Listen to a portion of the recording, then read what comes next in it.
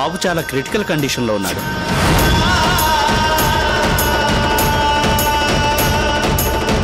ఆపరేషన్కి 5 లక్షలు ఖర్చు అవుతుంది.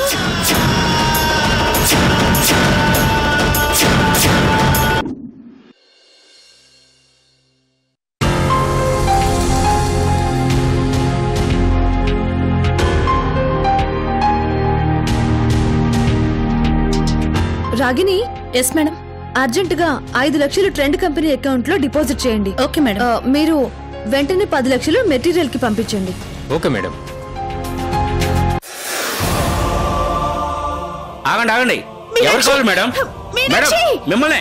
ఆగండి ఆగండి. మీనాక్షి కావాలి. చాలా అర్జెంట్ అయ్యా. మేడం కలవడం కుదరదు సార్. మమ్మల్ని కలుస్తుంది. మమ్మల్ని వెళ్ళని. అది కాదమ్మా. ఉండవయ్యా, నీ గోల నీదే. ఆగండమ్మా ఆగండి. కూర్చోండి. వెళ్ళి మేడంకి చెప్పొస్తాను. మీ పేరేంటి? మోహన్. అన్నయ్య వదిన వచ్చారని చెప్పు. వెళ్ళవయ్యా వెళ్ళు. సరే సరే కూర్చోండి.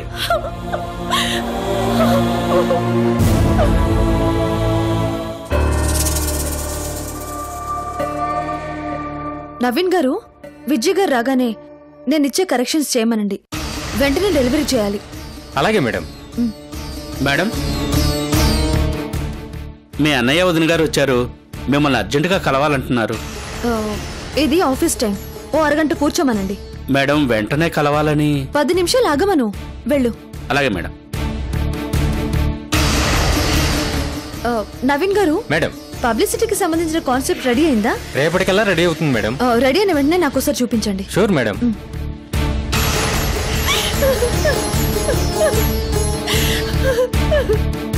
చెప్పావా? మేడం గారు మిమ్మల్ని 10 నిమిషాలు వెయిట్ చేయమన్నారు. బిజీగా ఉన్నారు. వెయిట్ చేయమన్నారా?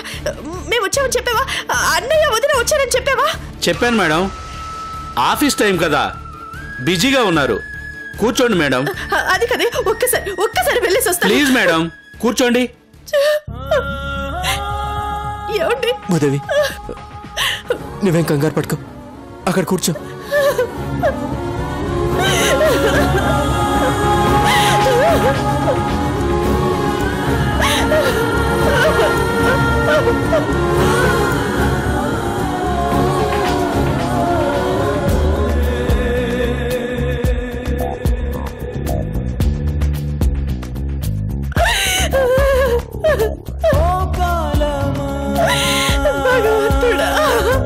ఏమైనదే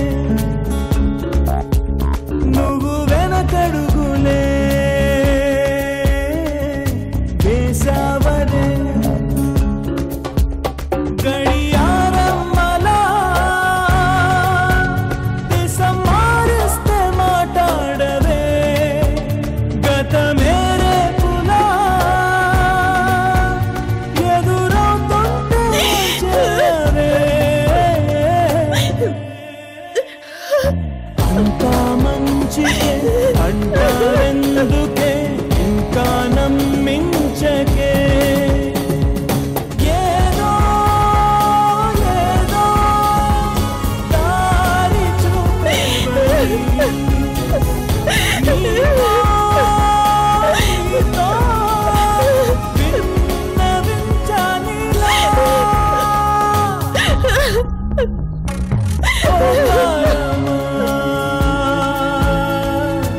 ఏమైనదే నువ్వు వెనకడుగులే వేసావదే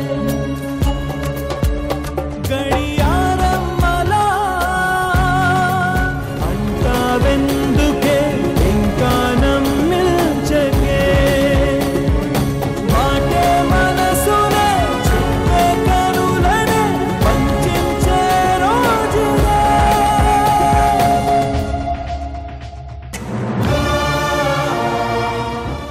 10 నిమిషాలని చెప్పింది. అరగంట అయింది. ఏంటండి ఇది? ఏమో భూదేవి, ఏదైనా అర్జెంట్ మీటింగ్ అయి ఉంటుంది. మనకన్నా అర్జెంట్ ఏంటండి?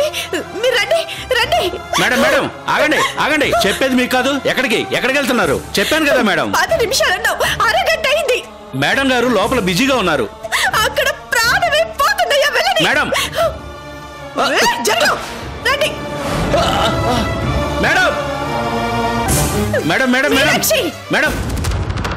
వదినా, వచ్చి అరగంట అయింది. పట్టించుకోవా? మీటింగ్ లో ఉన్నాను వదినా. అక్కడ నా బిడ్డ హాస్పిటల్లో ఉన్నాడు. ఏంటి వదినా నువ్వనేది? అవునమ్మా, గూగుల్కి యాక్సిడెంట్ అయింది. తలకి చాలా పెద్ద దెబ్బ తగిలింది.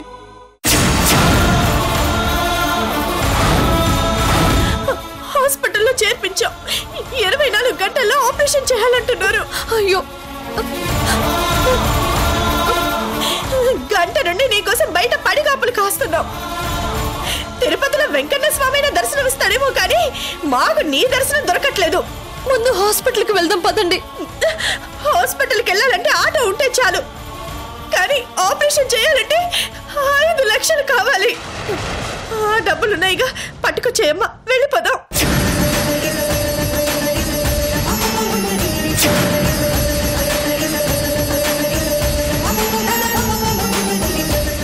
ఏంటి చూస్తున్నావు? మా చేతుల్లో పైసా లేదు. నీకు విషయం చెప్పి డబ్బు తీసుకెళ్దామని వచ్చాం. డబ్బు తీసుకురా మీనాక్షి.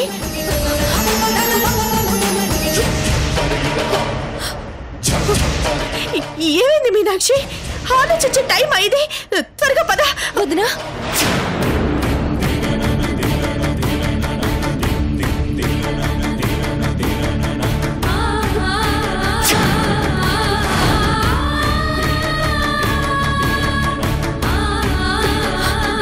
వద్దు వదినా. ఈ డబ్బు నీ బ్యాగ్ లోనే పెడతానమ్మా. ఈ డబ్బు నా బ్యాగ్ లోనో నీ బ్యాగ్ లోనో పెట్టేది కాదు, బ్యాంకులో పెట్టేది. మీనాక్షి, మనకిప్పుడు గూగుల్ ఆపరేషన్ కి డబ్బు కావాలి కదా. మాట్లాడవేంటి? టైం లేదు మీనాక్షి. కానీ నా దగ్గర డబ్బు లేదు.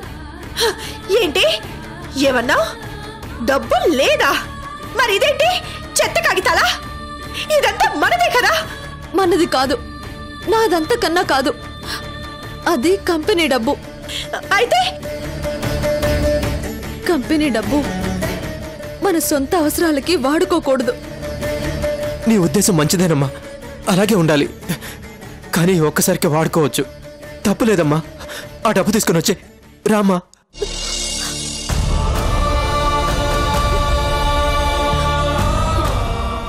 కుదరదన్నయ్యా.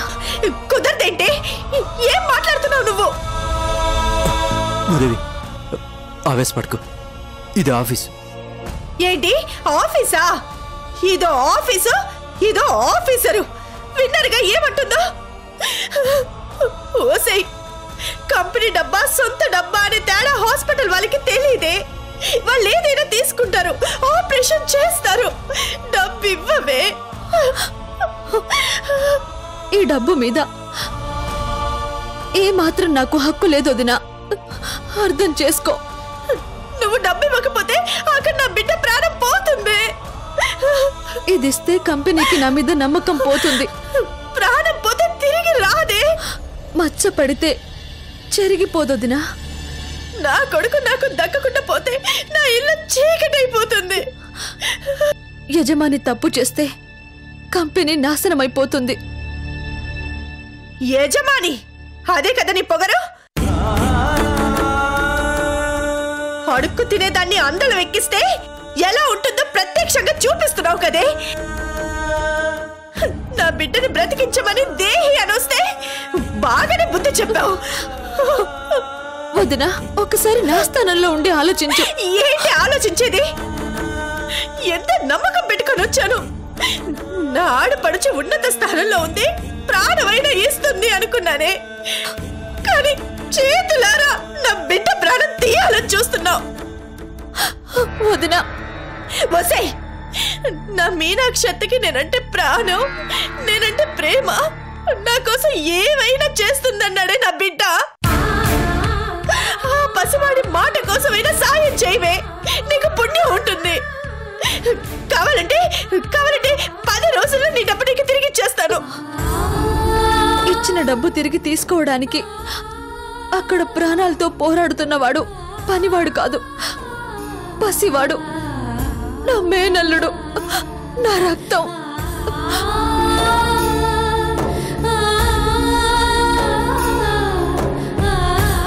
ఊపిరాడట్లేదు వదినా. నా ప్రాణం పోసి వాణ్ణి కాపాడుకోవాలనుకుంటానే కానీ వాడి ఊపిరి తీయాలనుకోను. వద్దు, నువ్వు ఇంకేం మాట్లాడద్దు. నువ్వేంటో నీ గొప్పతనం ఏంటో బాగా తెలిసొచ్చింది. పెద్దన వస్తే కట్ట బొట్ట మారిందనుకున్నాను, కానీ కర్కసత్వంగా మారావే. నా కళ్ళలో పొడిచావు. వెళ్దారా? ఆగండి. చెల్లెలో అన్నారుగా, చూడండి. కరెన్సీ నోట్ల మీద కూర్చొని మన కన్న పేగ మీద కొడుతుంది. ఓసే, నువ్వు బాగుపడవే. నా బిడ్డ ఊపిరి ఆగిపోతే ఆ పాపం నీదే. ఇంతకింత అనుభవించి తీరుతావు. వదినా, వదినా, వదినా, వదినా, అన్నయ్య, వదినా.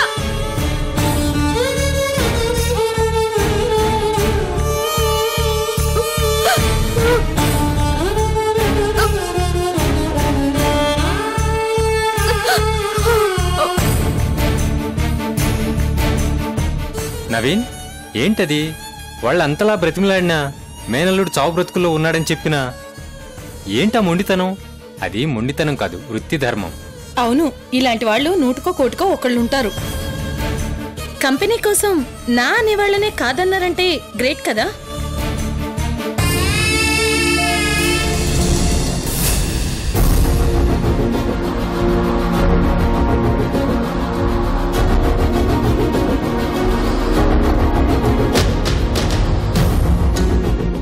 మీరు కంపెనీ చైర్మన్ తో మాట్లాడుతున్నారు. కారణం చెప్పకపోతే ప్రాణం పోయినా పైసా ఇవ్వలేను.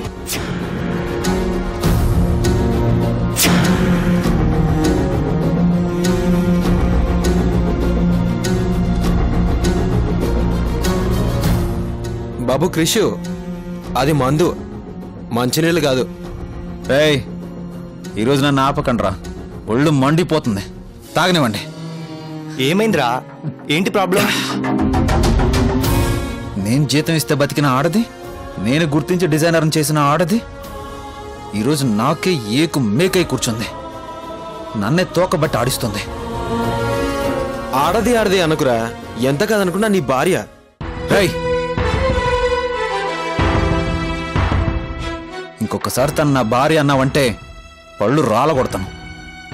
అదే నా భార్య అంట్రా.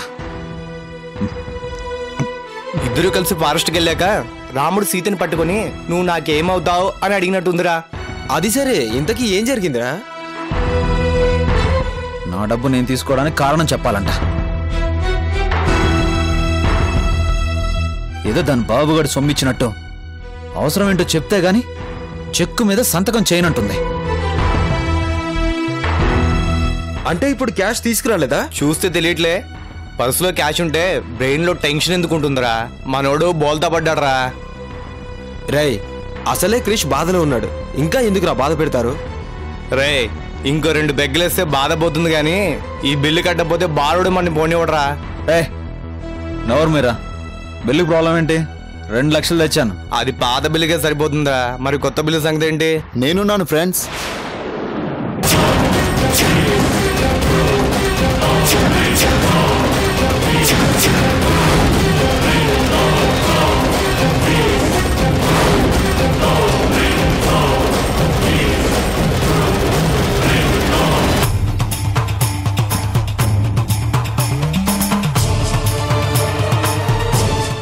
ఎలా ఉండేవాళ్ళు ఎలా అయిపోయారు?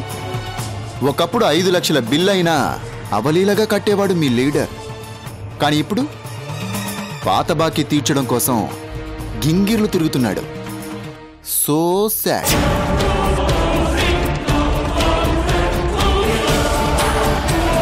నువ్వేం వర్రీ అవ్వకు బ్రదర్, నీ ఇష్టం వచ్చినంత తాగు, బిల్ నేను పే చేస్తా. నువ్వెవర్రా నా బిల్లు పే చేయడానికి? అయినా మందు బిల్లు కట్టలేని స్థితిలో ఉండడానికి నేనేం నీలా అనాథను కాదు. రాధాకృష్ణ వనమాలి, సన్ ఆఫ్ ధనరాజ్. పేరుదేముంది బ్రదర్, ఎంత పెద్ద పేరు రాయడానికైనా పెన్నుంటే చాలు. కానీ ఆ పేరు నిలబడాలంటే మనీ కావాలి. ఇప్పుడు ఆ మనీ ఆ పని మనిషి మీనాక్షి చేతిలో ఉంది.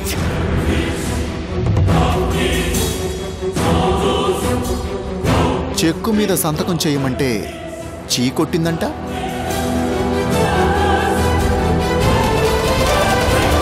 అదే నీ భార్య.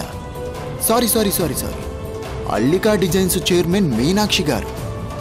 కారణం చెప్తే కానీ పైసా కూడా ఇవ్వనని కండిషన్ పెట్టిందంట. పాపం నీ పరిస్థితి ఎవ్వరికి రాకూడదు బ్రదర్. రై అదంతా నా ఆస్తి, నాకొకరిచ్చేదేంట్రా? కింద పడ్డా పైన కాలు నాదే అని బతికేస్తున్న నీ గుండె ధైర్యానికి హ్యాట్స్ ఆఫ్ బ్రదర్. గుర్తుందా, నీకు ఆ రోజే చెప్పాను నీ భవిష్యత్తు ఎలా ఉండబోతుందో అని.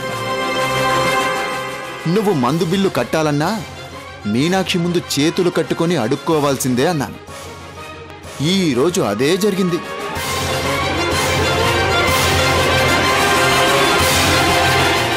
కట్టుకున్న భార్య చీత్కారం, ఆఫీస్ స్టాఫ్ ముందు అవమానం.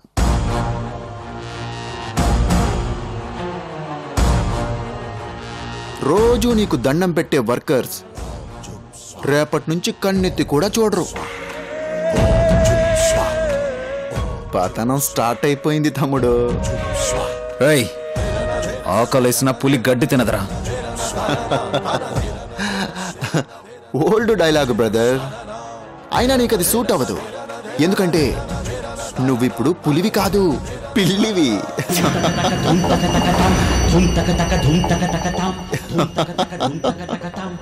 అవమానాలని తింటూ చీత్కారాలని తాగుతూ బతికేస్తున్నావు. ఆల్రెడీ కొన్ని గంటల క్రితమే అది ప్రూవ్ అయింది తమ్ముడు. రై మర్యాదగా ఇక్కడి నుండి వెళ్ళిపో, లేదంటే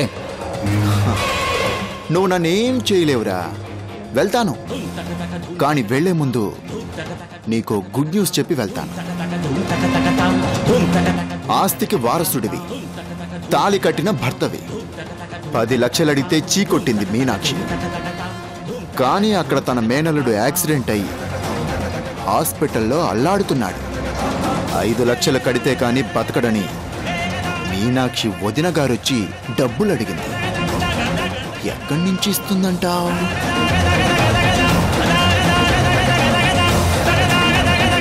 నీకోసం కంపెనీ డబ్బు ₹1 ఇవ్వలేని మీనాక్షి ఆ పిల్లోడి ఆపరేషన్కి 5 లక్షలు ఇస్తోంది.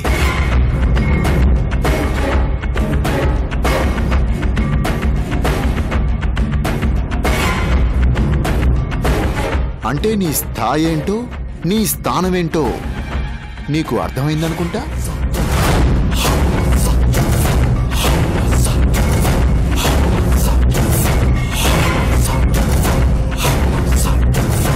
ఇదిగో బిల్లు కట్టడానికి అల్లాడుతున్నావు, తీసుకో. వస్తా.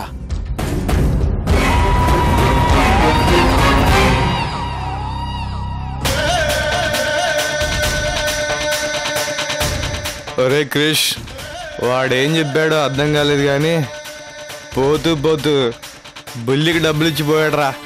వాడు గ్రేట్ రా.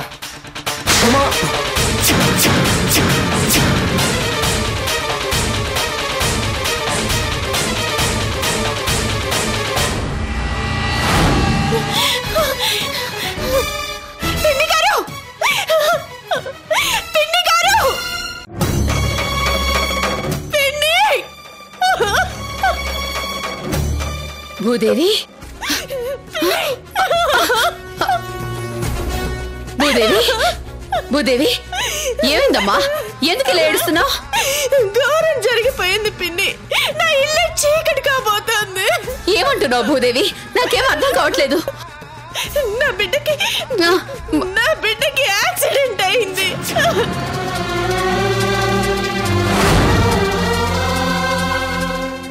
హాస్పిటల్లో చేర్పించాం. చావు బ్రతుకుల మధ్య కొట్టుమిట్టాడుతున్నాడు.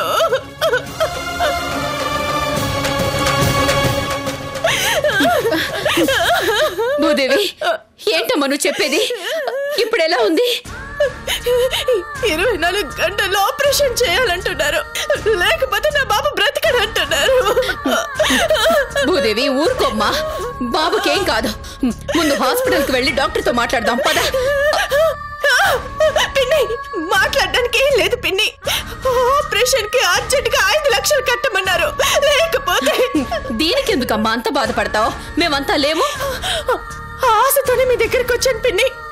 నా చేతిలో చిల్లి గవ్వ కూడా లేదు. నా బిడ్డని మీరే బ్రతికించాలి పిన్ని. నువ్వు వెంటనే మీనాక్షి దగ్గరికి వెళ్ళు. ఆపరేషన్ కావాల్సిన డబ్బిస్తుంది.